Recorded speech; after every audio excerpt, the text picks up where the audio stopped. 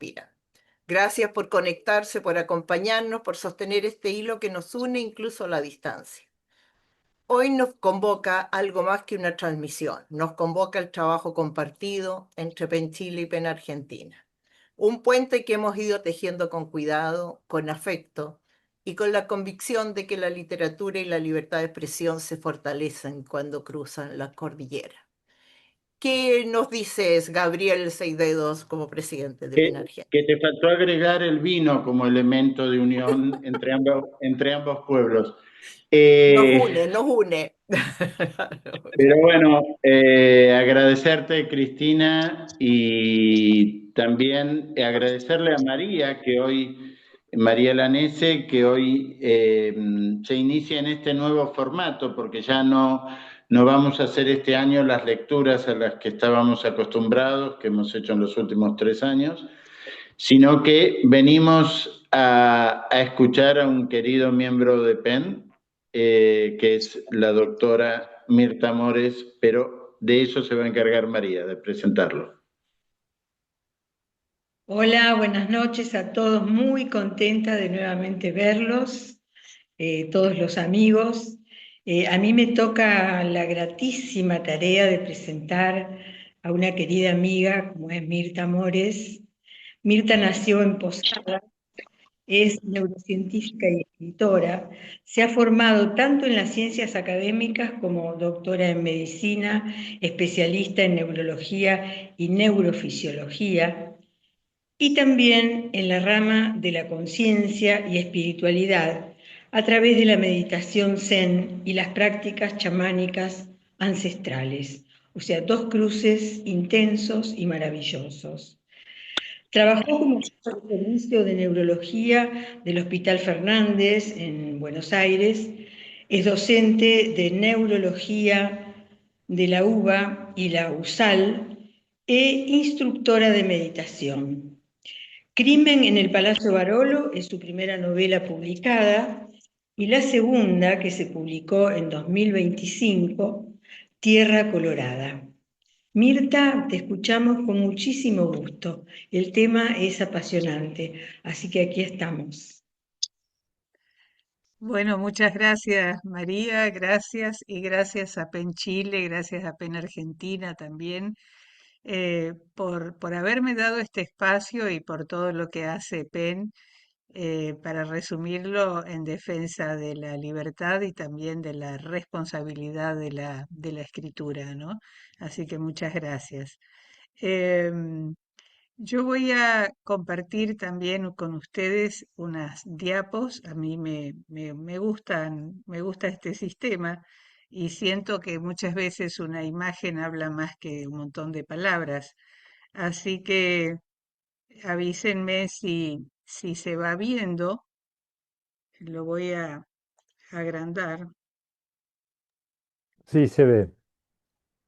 Bien, y no sé, ¿yo también aparezco o yo quedo escondida atrás de de las diapos? Pregunta ignorante.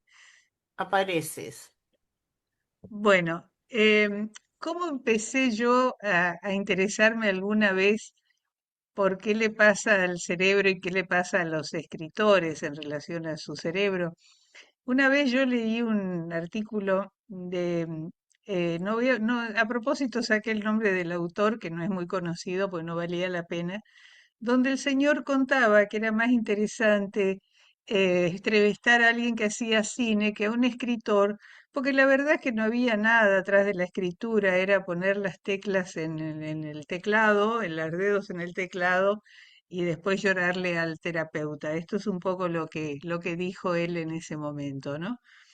Eso es ignorar a tanta gente que ha dicho cosas como Clarice Lispector, donde ella, como todos sabemos, dice que para escribir se tiene que instalar en un vacío terriblemente peligroso del que también extrae sangre. Eso está muy lejos de la tontería que dijo este otro señor periodista del diario y dice lo que sabemos que ocurre. Esto es lo que dijo Luisa Valenzuela, dice que lo que está acechando por detrás de la letra, está lista para saltar al menor descuido. Y es el hilo sutil donde reside el peligro realmente, que se puede llamar deseo, lenguaje, alimaña, lluvia de meteoritos, ¿no? Me parece. Pero cuando llego a Cortázar, este aquí que dice algo que es de lo que yo quiero contar, que ve la neurología. Él dice que él escribe de dos maneras. Cuando le bajan las ideas de golpe, es algo así como que lo asaltan, como que él se rinde a esta avalancha de cosas que le van sucediendo y dice que es como una especie de trance, que el tema se le viene encima, que nada, que es que lo siente en el cuerpo, que se pone a escribirlo casi como si fuera un medium, ¿no? Y lo diferencia del otro momento, que es el de la corrección, donde uno dice se juega el todo por el todo para sacar lo superfluo y llegar a la médula de lo que realmente está queriendo decir. Por lo cual dice escribir es un acto de trance, pero corregir es el acto de creación consciente. Y ahí el texto toma su verdadera forma. Y esto todos lo hemos visto, nos ha pasado, pero me pareció muy piola para ver qué pasaba y efectivamente, y es lo que les quiero contar, el cerebro tiene estas dos maneras de escribir. Por supuesto, tenemos un cerebro muy ocupado. Fíjense que puede tener hasta billones, no millones, de conexiones en su funcionamiento. Y bueno, son 100.000 millones de neuronas. Cuando yo estudié medicina, creíamos que nacíamos con determinada cantidad de neuronas y con ellas, o mucho menos, nos íbamos a morir. No pensábamos ni se sabía que pudiera haber generación de neuronas nuevas. En el curso de los años se vio que sí, o sea, conocíamos la capacidad de generar nuevas conexiones, o sea, ir por otros caminitos si es que uno no podía avanzar por donde había una lesión. Eso ya se conocía, pero después aparece que sí que se pueden generar neuronas nuevas. Esto es lo que nos cambió la manera de afrontar la recuperación de las personas. Cuando estudié medicina nuevamente, resulta que hablábamos de centros, el centro del lenguaje, el centro de la visión.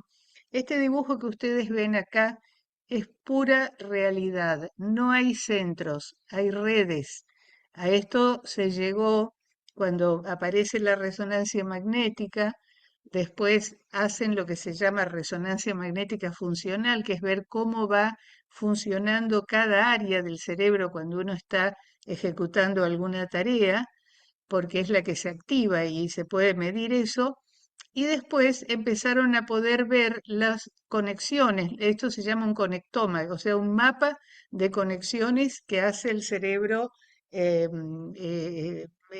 casi con modelos que son muy parecidos en todos nosotros. No son nunca exactamente iguales, pero tienen algo así como un patrón. Bueno, entonces empezamos a ver las pruebas que se le fueron haciendo a los escritores. Y yo voy a hablar mucho de imagen porque es como lo que nos fue variando la manera de aproximarnos, ¿no? Em, Fíjense, ahí le está en un resonador portátil y está ejecutando una tarea, o sea, está haciendo, en ese momento le están haciendo imágenes y él está escribiendo el comienzo de una historia y después está poniendo lo que sigue de la historia, o sea, se la dividieron en dos partes. Esto se ha hecho muchísimo y se quiere ver cuáles son los resultados de esto. Entonces, aparecieron dos elementos. Esta es una red del cerebro y es una red que se llama red por default o de modo predeterminado, DMN, que es entre el lóbulo frontal, que es el responsable mayor de todo lo que hacemos para ejecutar algo, y otras zonas que tienen que ver con las zonas parietales y áreas profundas del cerebro. Esta red se descubrió de pura casualidad, o sea, había una vez que estaban haciendo estudios a estos mismos que vieron recién, resonancias, a gente que estaba haciendo algo, algo por ahí, cualquier consigna que fuera, y en un momento los llamaron a descansar, eran varios, y los dejaron en el resonador, cada uno en su resonador. Y para su sorpresa vieron que esta red se activaba en todas. Ahí vino la curiosidad, ¿qué es esta red que no están haciendo nada y entonces se activa? ¿Qué es esto? Bueno, aquí yace nuestro yo histórico. Todo aquello que hemos ido construyendo de nuestro yo, lo que sabemos que somos, lo que nos gusta, lo que no nos gusta, todo lo que somos históricamente o creemos que somos, está ahí, es la red que se encarga de la rumiación, de ir pensando para adentro en cosas que necesitamos rumiar. Esta es una red que permite que todas las ideas cobren vida, las cosas que estamos pensando. Esta es la red por default. Y esta otra red, esta que está acá, es el centro ejecutivo de nuestro cerebro. Es una red que cuando necesitamos hacer algo en relación al mundo exterior, se activa y es la que nos da que nuestras estrategias ejecutivas sean mejores porque son conscientes y están hechas de una manera evidentemente eh, coordinada con toda una serie de funciones que puede aportar en ese momento el cerebro. Como ven, el cerebro está muy ocupado todo el tiempo. Entonces, ¿qué se vio? Que esta red, la red por default o la DMN, la del pensamiento interoceptivo, digamos, en los escritores expertos comparados con escritores novatos, era diferente. O sea, generaba más cantidad de conexiones y más fuertes conexiones entre todos esos sistemas que les acabo de mostrar. Y entran de una manera más rápida y más estable. No entran y salen, sino que entran y se quedan. Por lo cual, probablemente esa facilidad para entrar en la DMN da esto que dice abajo, ideas más profundas o metáforas más, mundos internos más complejos, ¿sí? Cuando los ponen a corregir textos o a pensar en cómo lo hicieron, que aparece esta red, vieron que esta aparece cuando la persona ya no está creando, no está en ese momento creativo donde las ideas fluyen y uno no sabe ni de dónde vienen y las va poniendo como nos van saliendo, sino que tiene que ver con que yo después le tengo que dar coherencia a eso que puse, le tengo que dar una estructura, tengo que ver si no lo repetí, si mi estilo está correcto, qué está pasando, pero eso ya es una cosa muy consciente. Y esto en los escritores expertos también está es mayor que en las personas que no tienen la escritura, escritores novatos. Cuando yo digo en los escritores, esto también está muy sobredimensionado en todo aquel que hace tareas que exijan una corrección meticulosa y una concentración, obviamente, pero no en todo el mundo. Las redes se van nutriendo o desnutriendo en relación a lo que vamos haciendo. Así que esta red aparece en algunos momentos que tienen que ver con revisión y control de la tarea que hicimos en la escritura. Ahora, ¿qué pasa?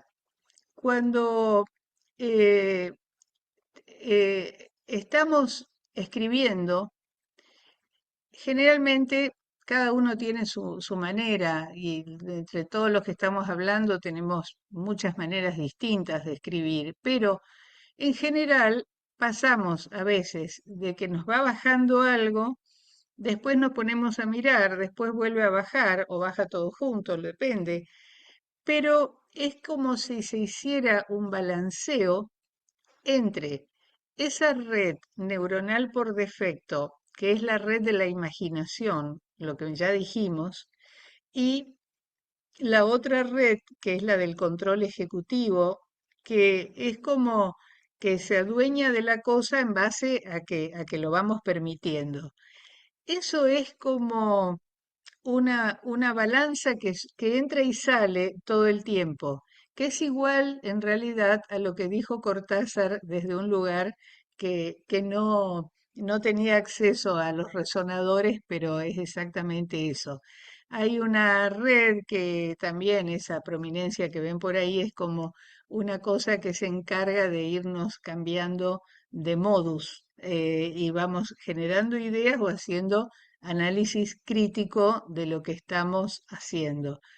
Repito que la generación de redes en los escritores es mayor, en el escritor experto, es bastante mayor que la del escritor novato o de la persona que tiene menos trayectoria intelectual, obviamente.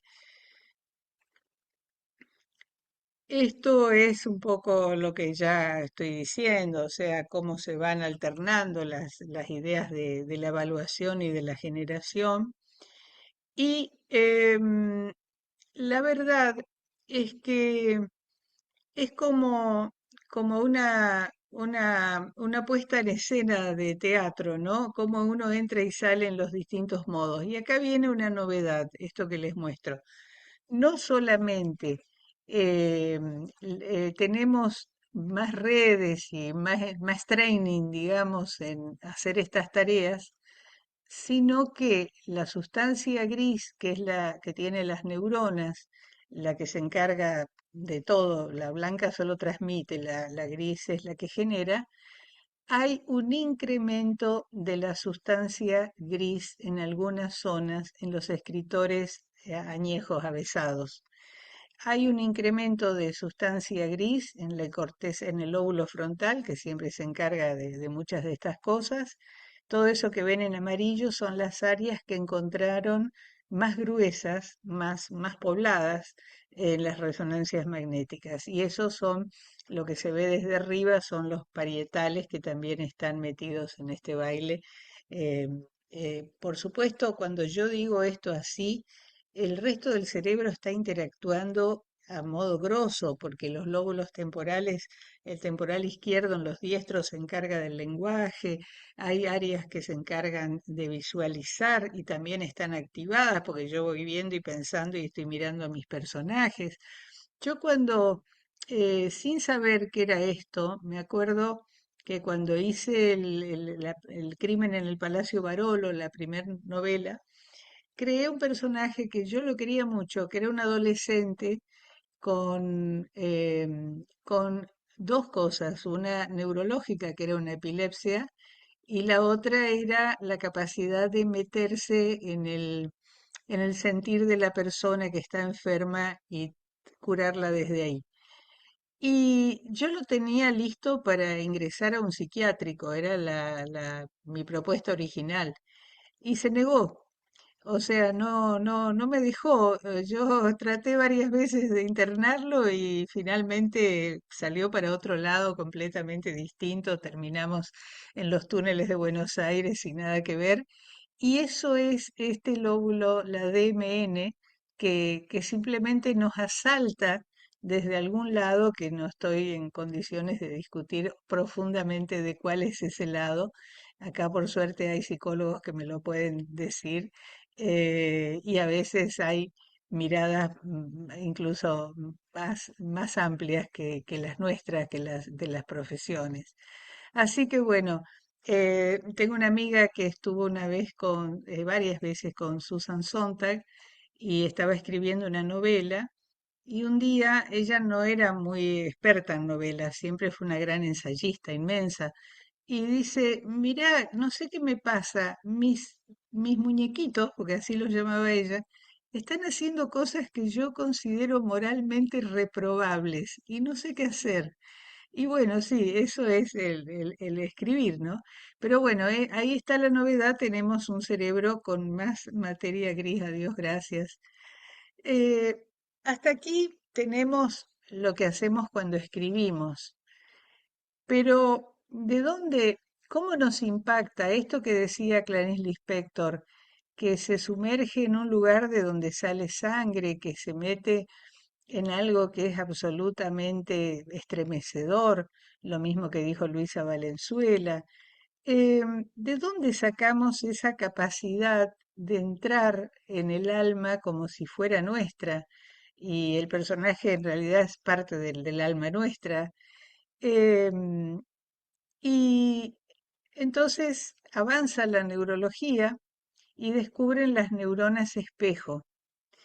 ¿Qué son las neuronas espejo? No están en un solo lugar, están distribuidas en áreas del lóbulo frontal, en áreas del lóbulo parietal, y forman un sistema que tiene la capacidad de que cuando yo veo a alguien que le pasa algo, es instantáneo, porque es como un reflejo en mí lo que le está pasando y lo siento yo. Por eso cuando alguien está con un dolor, nos duele. Y así con todo, hasta incluso la alegría, la felicidad, la tristeza, lo que busquen, cuando lo sentimos inmediatamente, hasta la toxicidad también, son nuestras neuronas espejo que están creando una simulación en nuestro propio cerebro que permite experimentar desde lo que somos lo que estamos presenciando que está afuera. Esas son las neuronas espejo. Esas, en cuanto a nuestro cerebro social, o sea, el cerebro que se relaciona con el resto, esto es inmediato, esto es una empatía.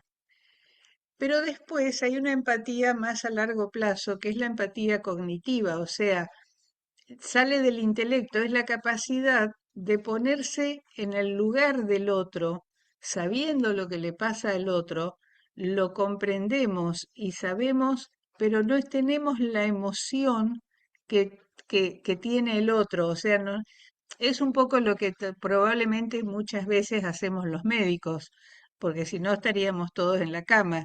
Y en muchos casos es una empatía que es cognitiva, que estás comprendiendo el dolor del otro, pero no te está doliendo.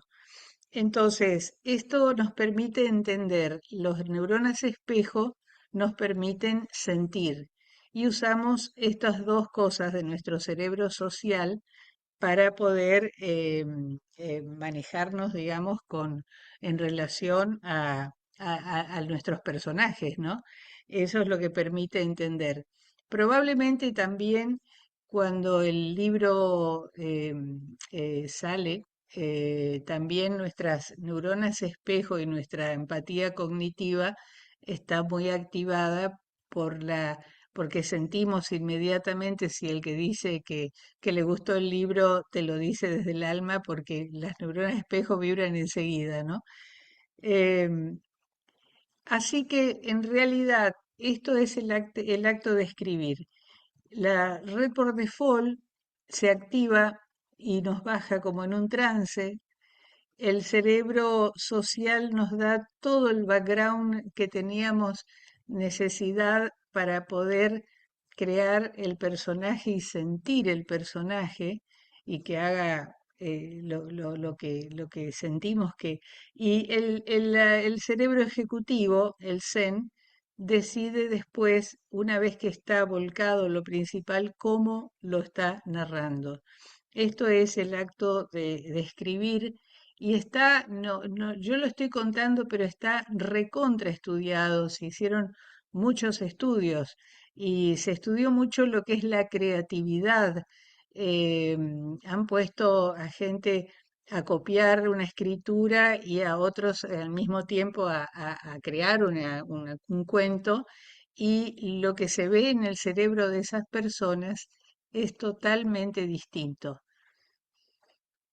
Yo lo que quería decir es que yo hable del cerebro, cómo se organiza y qué hace, no significa de ninguna manera ponerle como un barrote a la creatividad, porque si bien somos lo que el cerebro nos ayuda a expresar, también el cerebro se ha ido modificando enormemente en función de lo que hemos hecho y lo que queremos y lo que no queremos hacer, de manera que nada, es como la cuestión del huevo, la gallina, y como una cuestión que ni siquiera vale la pena pensar, porque esto no es una jaula, son las herramientas con las que nos manejamos habitualmente. Em, la verdad es que esto ya es, a veces a mí me gusta hinchar un poco a la gente, pero hay maestros que de todas maneras han dicho que para qué nos molestamos tanto, que la verdad no tiene palabras y que cada vez que queremos definirla, nos salimos medio afuera del tarro. Em, dice que todo lo que se dice con palabras, dice Catalina de Siena, es como una gota de agua frente al océano. Y en realidad me gusta mucho esto, donde creo que esta mujer, esta genia, dijo, en realidad resumió todo lo que yo estoy tratando de decir, que es que cada experiencia trasplantada a un libro arrastra con ella el musgo, las flores salvajes que la rodean, en esa especie de terrón al que están adheridas las raíces, y eso es la creación. Así que bueno, esto es un poco lo que yo les quería contar. Y me encantan las preguntas, así que lo que quieran o no quieran, acá estoy.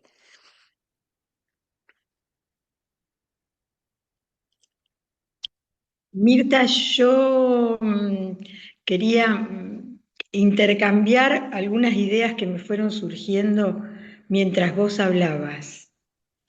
Me pareció apasionante todo lo que comentaste. Me pareció no solo interesante, muy bien conectado con lo que es la intuición, porque lo que planteaste al principio respecto a la palabra de los escritores, Luisa, Cortázar, ellos de alguna manera habían intuido lo que después vos desarrollás científicamente, ¿no?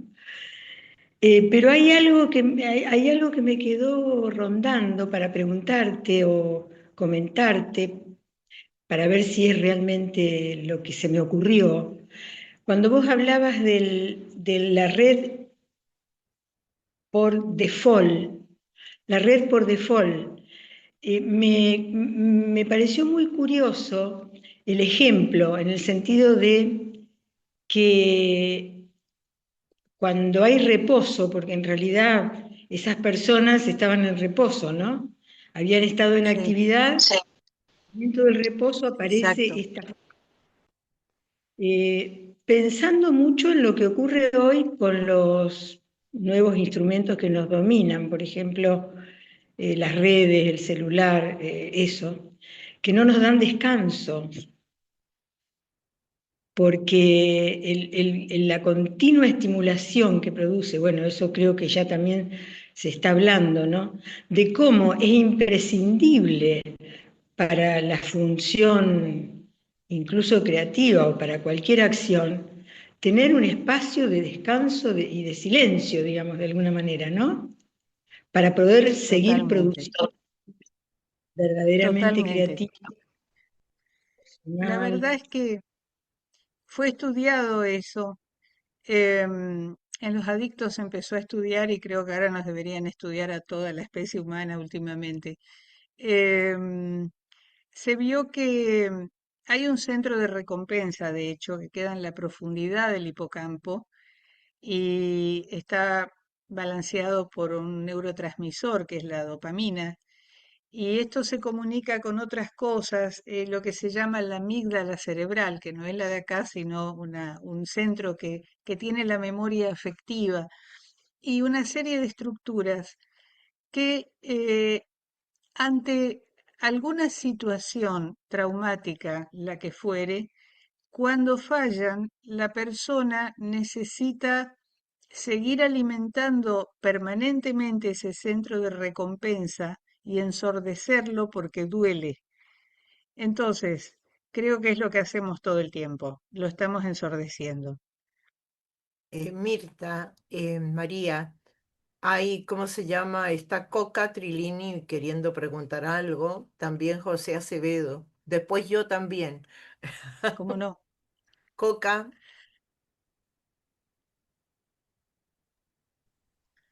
Bueno, buenas noches y primero que nada, gracias Mirta por esta invitación. Eh, yo creo que Mirta lo sabe, yo en Buenos Aires soy parte de SAMEN, la Asociación Argentina de Medicina Narrativa, y encontrar estos espacios para enriquecer la medicina narrativa son muy importantes. Yo no soy médica. Eh, yo simplemente he sido paciente y sigo siendo paciente, como cualquiera de nosotros, y me encanta que también en Chile, en la Universidad de Valparaíso, tengan el laboratorio de medicina narrativa. ¿Por qué? Porque quiero decirte, Mirta, que tu aporte desde mi punto de vista es muy, muy importante, porque la vida es una narrativa. Y porque tenemos esa narrativa, yo no sé dónde, yo sé que la tenemos acá adentro, pero vos sí sabés exactamente mapearnos para ayudarnos. Uno cuando escribe no se acuerda de todo eso, pero escribe con todo eso que está funcionando ahí.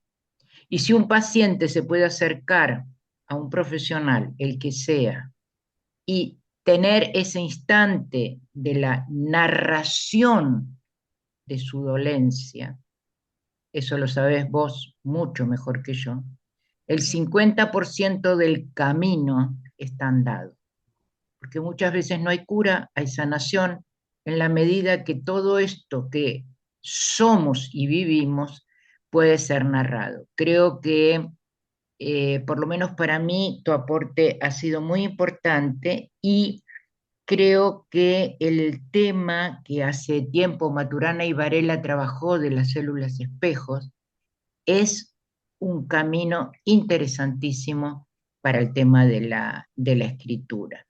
En otra oportunidad, que seguramente se dará, me gustaría mucho que profundices ese tema, porque ese tema socialmente me parece que en los contextos en los que estamos viviendo pueden ser realmente muy, muy aprovechados y motivadores para vivir un poco mejor. Así que sobre todo, gracias, gracias. Gracias a vos, Coca.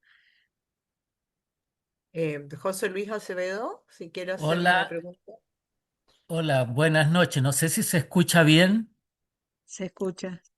Muy bien, Ya, José Luis. lamentablemente tengo un problema de video, así que voy a hablar desde el inconsciente más profundo, en la oscuridad total, a propósito de la charla. Estás como los grandes maestros que acabo de poner ahí al Muchas final. gracias. Primero te felicito, extraordinario el tema. Debería repetirse esta charla para todos los penes del planeta y todos los escritores y personas comunes y corrientes como nosotros, que andamos por la calle de esta época. Me llama la atención profundamente de que creo más bien que lo más importante para un creador de cualquier arte viene de esas zonas más profundas y en un estado de trance generalmente, si no siempre, lo realmente original. Después viene a actuar la corteza frontal y toda la cultura, el lenguaje, etcétera. Pero creo que sobre todo en poesía esto es así. Yo he leído poemas míos de hace 10, 20, 30 años y me pregunto a veces, le digo a mi pareja Gina que está aquí a mi lado, yo no sé en qué momento escribí esta cuestión, porque ahora a las 4 o 6 de la tarde tomando té en esta mesa no lo podría escribir. Y eso fue así, y eso ocurre muy fuertemente. En ese inconsciente profundo de del ser humano, de la humanidad, anida todo, creo. Es todo, es decir, mucho, pero bueno. Pero lo bueno y lo malo, por ponerlo bipolar nada más. Y es tan importante sondear ahí, sobre todo en esta época en que sale lo más luminoso del ser humano y lo más perverso, como podemos ver también. Entonces, es muy importante la labor de una literatura, de un arte en general, que permita la expresión de lo más luminoso. Y es muy buena esta charla, me encanta la participación y tu exposición. Muchas gracias. Gracias, gracias también.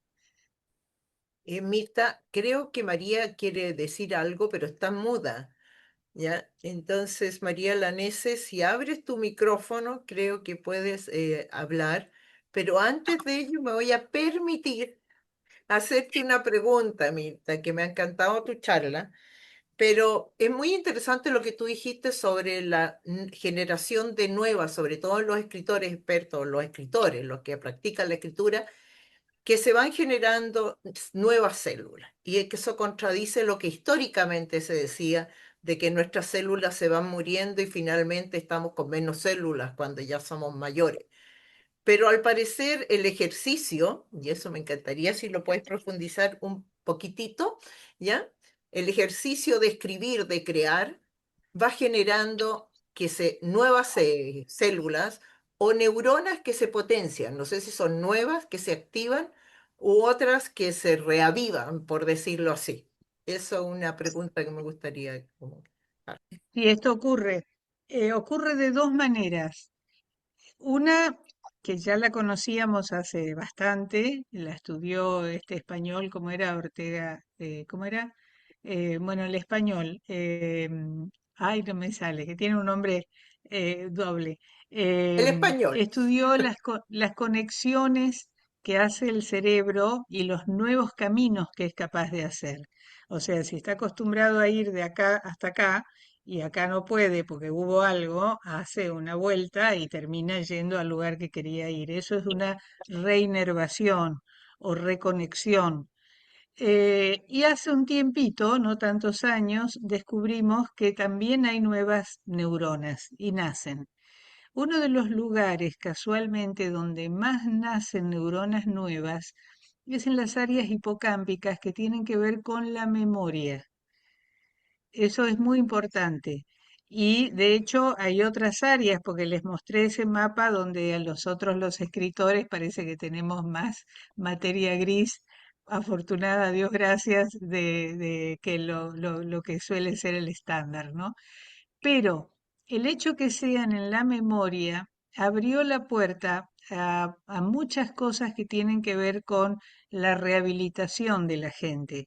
O sea, todo lo que antes decíamos, bueno, mire, haga esto por 6 meses y si no pasó nada, paciencia, ya no va a pasar más, cambió totalmente. Y cuando hablamos de la memoria, tanto, ponemos tanto acento en el remedio que le damos como en el taller cognitivo que tiene que hacer, porque después de cierta edad ya sabemos hacer casi todo. No estamos como el niño que está aprendiendo siempre algo nuevo. Entonces, la verdad es que el cerebro tiene un modo de ahorro de energía, esto es muy importante, tiene mucho para hacer. Entonces, tiene un modo de ahorro de energía. Lo que no le pedís, olvídate, no lo hace. Yo te puedo dar el mejor remedio, traerlo de Massachusetts, que si vos estás mirando la tele, no pasa nada con la memoria. Y por eso es que ahora todos ponemos tanto acento en la rehabilitación y el taller de memoria y la estimulación y todo eso.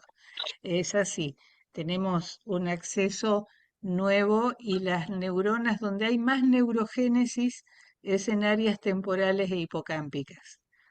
Pero es como ir en una caminadora donde vos vas para adelante, pero la caminadora va para atrás. Tenés que ir siempre yendo para adelante porque si no, sonaste. Es Ahí algo así. mismo. Perdón por la Gracias. risa, los médicos tenemos un humor negro medio desarrollado a Sí, veces. los escritores también. Adiós, gracias. María, Bueno, ya que Cristina supuso que yo quería hablar, voy a hablar.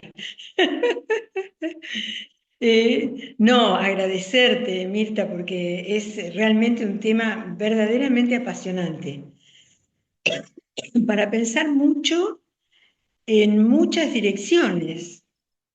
Ahora vos hablaste de la memoria, ¿no? Y eso también bueno, yo conecto con con los últimos cambios tecnológicos que me parece que han significado para nosotros, para los humanos, una aceleración tremenda de determinados procesos, entre otras cosas la memoria, porque yo siempre pongo un ejemplo muy sencillo, pero que a lo mejor ayuda a pensar. Nosotros cuando no existía el teléfono móvil, celular ni las redes, usábamos un teléfono que era el teléfono fijo. Y cuando íbamos a llamar a alguien al teléfono fijo, teníamos aproximadamente, por lo menos, no menos de 30 números de teléfono, ¿no?, que automáticamente aparecían cuando uno pensaba a quién llamar, ¿no? Ahora uno no puede recordar ni el propio, ¿no? Porque como el teléfono guarda todo en su memoria, nosotros mucho no la ejercitamos, ¿no? Se me ocurrió pensar eso mientras te escuchaba hablar, pero bueno, eso, pero más que otra cosa, agradecerte muchísimo porque fue realmente en muchos sentidos, muy esclarecedor escucharte. Son cosas que uno comúnmente desconoce, ¿no? No son tampoco para divulgación, pero y es muy interesante conocer esto, ¿no? Para mí es apasionante, así como tenemos estas cosas, está cómo es el cerebro en los hombres y en las mujeres, está qué le pasa al cerebro cuando uno está en meditación, por ejemplo, que se porta totalmente distinto. Todo eso está muy estudiado y nada, y abre puertas absolutamente nuevas que no sospechábamos tanto. A veces uno las dice, las decía por intuición, pero están comprobadas ahora. Lo que sí me gustaría preguntarte, ahora sí, ahora que hablaste de eso, es cómo vos o cómo llegaste al enlazar toda este conocimiento, tu profesión, tu ejercicio profesional con la meditación. ¿Qué te llevó a eso? Y sobre todo con las prácticas chamánicas. Cuando mi hija mayor tenía 16, 17 años, tuvo un accidente muy grave. Yo la acompañé un montón. Y cuando estuve segura que había salido para bien y tuve como un año atrás de todo eso, eh, me deprimí. ¿Qué hice entonces como buena médica? Por primera vez en mi vida dije, me voy a tomar un antidepresivo. Me duró 3 días, les cuento, porque no lo toleré, un desastre. Aparte empecé con toda la dosis al máximo, porque para ir más rápido, eh, no anduvo. Y ahí fue que vi un dojo zen y fui. Y la verdad es que el zen es muy duro porque es muy abstracto, no te hablan, te dejan ahí contra la pared en el zafu y arreglate que en algún momento algo te va a pasar y pasa y espérate. Y la verdad es que fue increíble para mí, me cuesta explicarlo, pero descubrir que yo no era mis pensamientos. Porque hasta ahí yo era yo que pensaba. Y de golpe, yo, en mi self no está pensando, está. Y los pensamientos van y vienen. Entonces, entender eso me rompió la cabeza. Y bueno, ahí empecé a meterme en todas estas cosas. Después, en mucho tiempo después, vino que a mí desde ahí, a partir de ahí, me interesaron los estados de conciencia, mucho. De hecho, con el Zen se hicieron muchos estudios, incluso con electroencefalogramas en ese momento, y mostraban que el estado meditativo no es ni sueño ni vigilia, es como un estado intermedio. El tipo está despierto, pero tiene un electro más lento de lo que tendría como si estuviera empezando a dormirse y está totalmente lúcido, te contesta al instante. O sea, es una cosa no descripta, que hasta ahora tampoco le han dado categoría porque no saben dónde ponerla al cerebro del estado alterado de conciencia, en el mejor de los sentidos. Y el Zen o cualquier estado meditativo profundo te lleva a eso. Mucho después llegué al chamanismo buscando estados de conciencia, que me sigue acercando a todos los chamanes amigos que tengo, porque ellos también con el simple sonido de un tambor, no necesitan otra cosa, entran en un estado de conciencia igual que el que yo con una sillín de 3 días de Zen había llegado. Entonces, son maneras de profundizar en la conexión con lo que, como lo quieran llamar, con el self, con el universo, cuando uno empieza a sentir que sale de quién soy yo y pasa a pertenecer a algo muy amplio. Eh, Miren, el chamanismo, cuando entro, ellos tienen le dan mucha bola al corazón. Yo llegué con mi pobre cabeza de médica y el corazón para mí era una bomba muy bien hecha que hacía chuc, chuc, chuc, latía y cumplía sus funciones. Y que, bueno, si la ponían en el corazón de los enamorados, yo dije, bueno, ¿para qué será? Será porque a uno le late más fuerte el corazón, pero bueno, no la veía ni de atrás ni de adelante a lo del corazón. Y para los chamanes, el alma está en el chakra del corazón, que no le dicen chakra, pero dicen está acá. Y bueno, nada, ahí cuando se van cruzando estos saberes que son apasionantes, los territorios donde se cruzan. A mí, más que los lugares, me gustan esos terrenos de cruces que son apasionantes. Y el cerebro y la escritura es un apasionante territorio de cruce también. Apasionante en realidad, Mirta, ¿qué quieres que te diga? Pero la hora nos va pillando y Claudia Ferradas tiene, parece, una última pregunta que le vamos a dar la palabra para que Claudia lo haga. Muchas gracias, es muy puntual, lo mío muy breve. Gracias, Mirta, por empezar por esta interesantísima charla que abre tantos caminos que querríamos seguir explorando con vos. Pero mi pregunta va a lo siguiente. Estabas describiendo los talleres de activación, no sé cómo se dice, cognitiva, para gente que, por ejemplo, esté perdiendo la memoria o simplemente para, no sé, que sean más lentos ciertos procesos de envejecimiento. ¿Existen estudios y técnicas desarrolladas sobre la base de esos estudios para ayudar a los escritores a desarrollar técnicas narrativas, por ejemplo, o a agudizar la creatividad? ¿Hay una caja de herramientas basada en la neurología?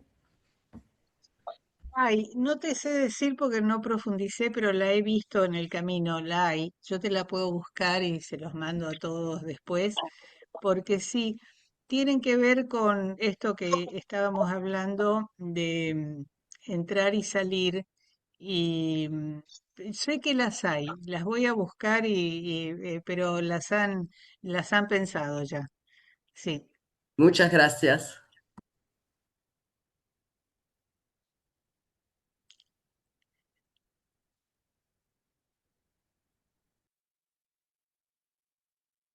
No te escuchamos. Tenés puesto Perdón, el... perdón, Mirta, gracias. Me había enmudecido.